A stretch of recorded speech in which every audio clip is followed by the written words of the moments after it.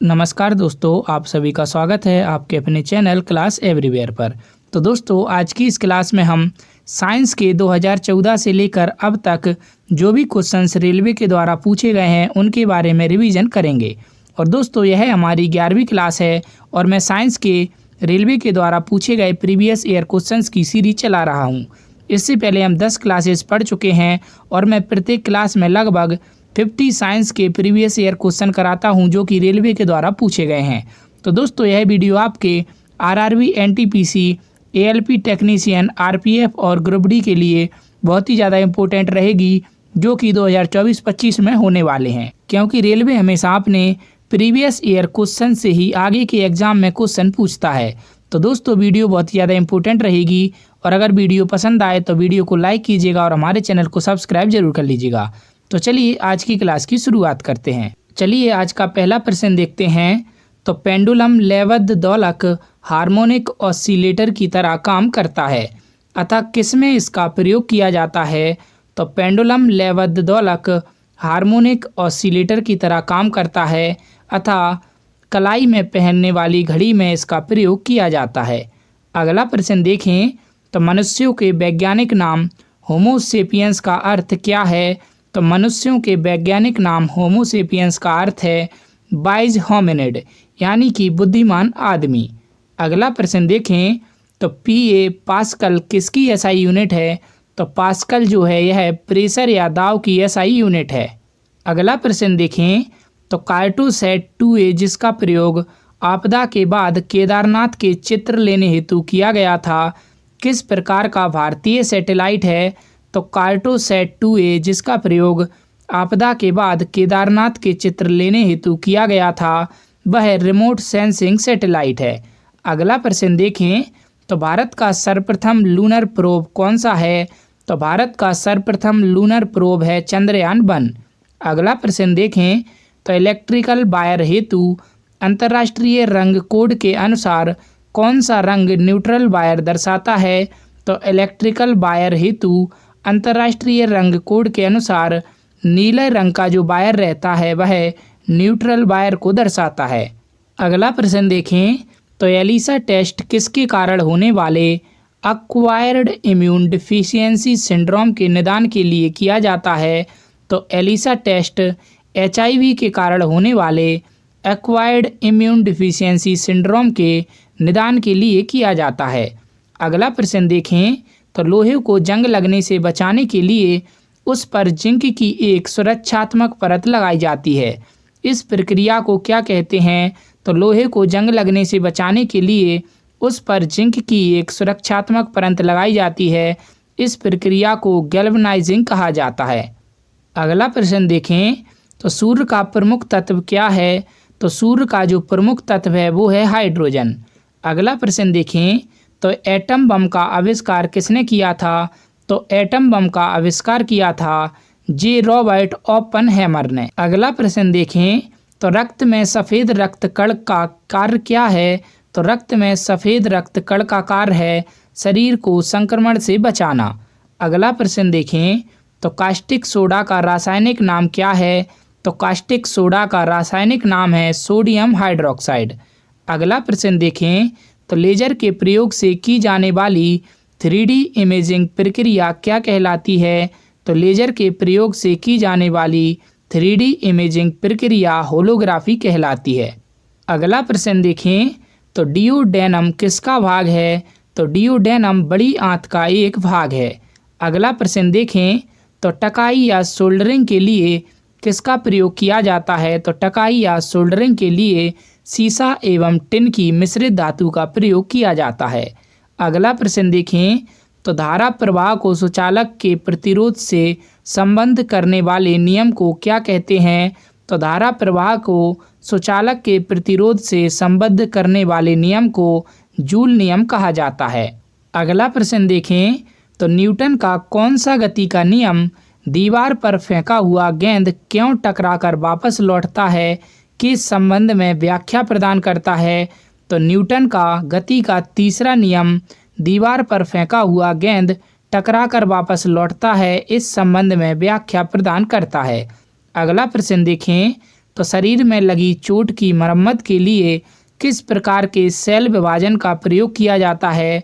तो शरीर में लगी चोट की मरम्मत के लिए केवल समसूत्रक प्रकार के सेल विभाजन का प्रयोग किया जाता है। अगला प्रश्न देखें, तो मनुष्य के नवजात शिशु को स्तन ग्रंथि से निकले पहले स्राव को पिलाया जाता है, जिसे कोलोस्ट्रम कहते हैं। तो कोलोस्ट्रम क्या प्रदान करता है? तो मनुष्य के नवजात शिशु को स्तन ग्रंथि से निकले पहले स्राव को पिलाया जाता है, जिसे कोलोस्ट्रम कहते हैं। तो कोलोस्ट्रम रोग प्रतिरोधक शक्ति प्रदान करता है। अगला प्रश्न देखें, तो पेट की परत स्टमक लाइनिंग में कुछ ग्रंथियों की कोशिकाओं से कौन सा एसिड स्रावित होता है? तो पेट की परत स्टमक लाइनिंग में कुछ ग्रंथियों की कोशिकाओं से हाइड्रोक्लोरिक एसिड स्रावित होता है। अगला प्रश्न देखें, तो किस विधि द्वारा पौधों की आयु ज्ञात की जाती है? तो किस विधि के द्वारा पौधे की आयु ज्ञात की जाती है? तो पौधे की वलय की संख्या के द्वारा।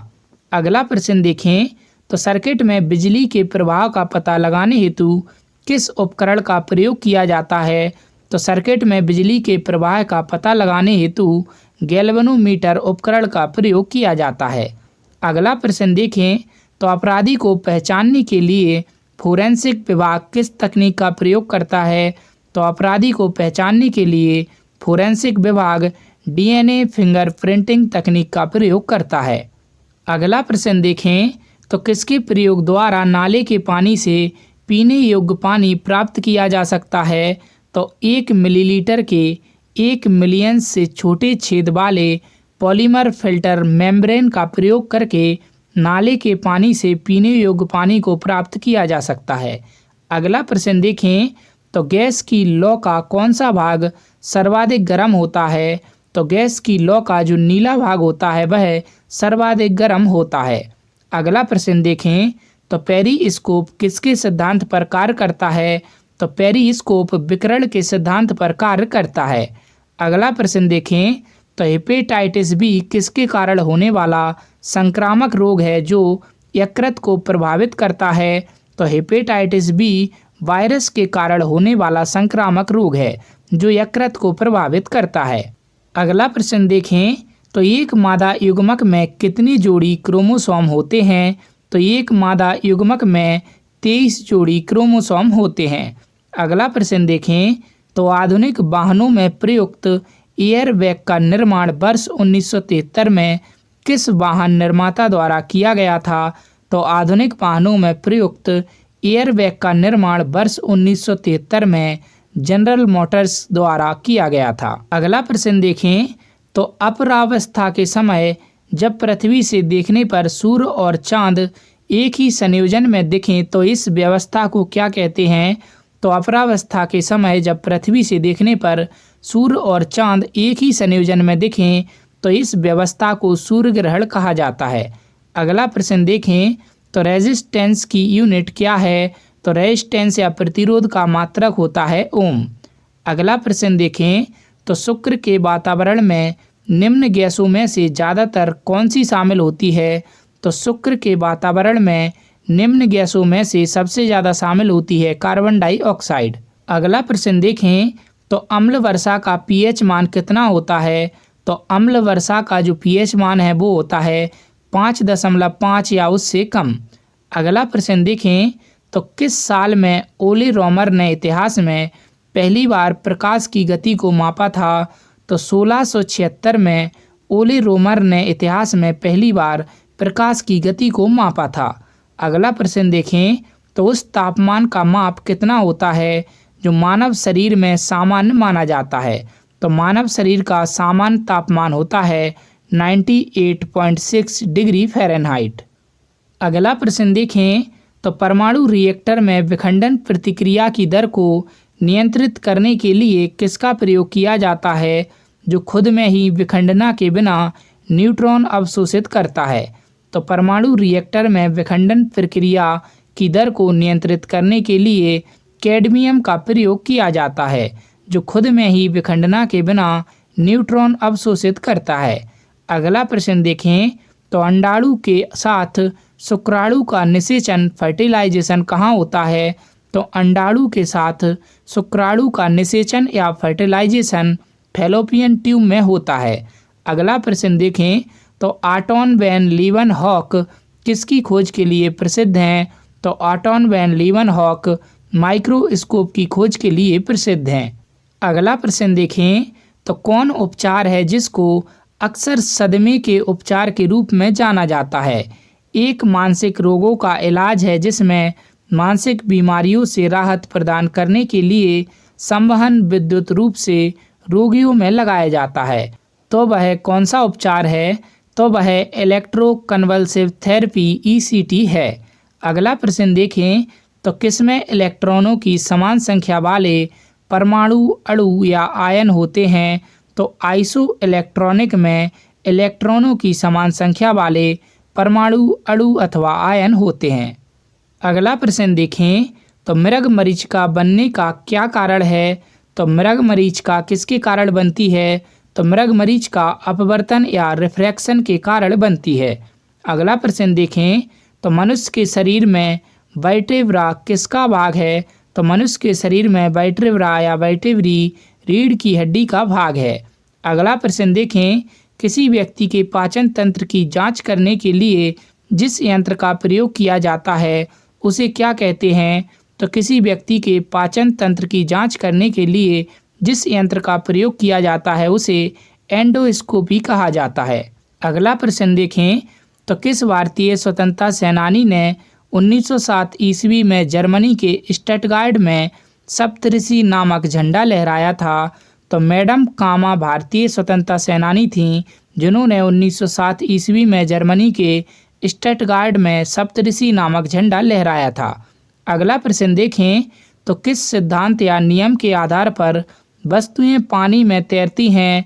तो आर्किमिडीज के सिद्धांत के आधार पर वस्तुएं पानी में तैरती हैं। अगला प्रश्न देखें तो कौन सा रोग मुख्यतः व्यावसायिक स्वास्थ्य खतरों के कारण होता है? तो सिलिकोसिस जो रोग है यह मुख्यतः व्यावसायिक स्वास्थ्य खतरों के कारण होता है। अगला प्रश्न देखें तो निर्वात में हवा की चाल कितनी होती है? तो निर्वात में हवा की चाल होती है 3 × 10⁸ मीटर पर सेकंड। अगला प्रश्न देखें तो कौन सा पीला रंग स्ट्रीट लाइट में किया जाता है?